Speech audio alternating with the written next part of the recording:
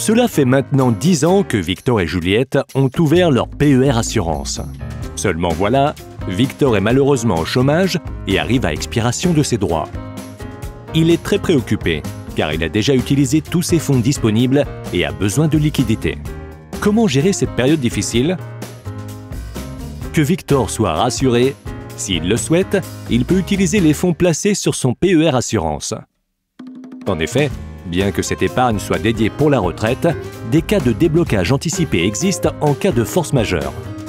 Décès du conjoint ou partenaire lié par un PACS. Invalidité du titulaire, de ses enfants, de son conjoint ou partenaire lié par un PACS, correspondant à la deuxième et troisième catégorie de la sécurité sociale. Surendettement. Expiration des droits à l'assurance chômage.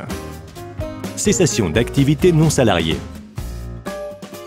Pensez-y, seuls les intérêts sont soumis aux prélèvements sociaux. Le capital, quant à lui, est exonéré de fiscalité. Un dernier cas de déblocage anticipé existe, l'achat de la résidence principale. Attention, pour ce cas, le capital est soumis à fiscalité. Ce cas de sortie est bien évidemment un atout important du PER. Néanmoins, il est important de ne pas oublier que le PER est avant tout un outil de préparation à la retraite. En cas de déblocage anticipé pour la résidence principale, l'avantage fiscal perçu à l'entrée est perdu à la sortie et l'utilité du PER moins évidente.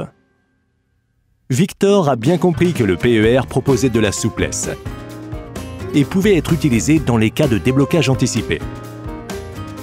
Mais finalement, grâce à son conseiller, il a trouvé une solution pour son besoin de liquidité.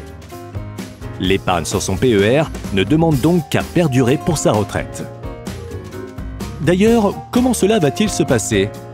Réponse au prochain épisode.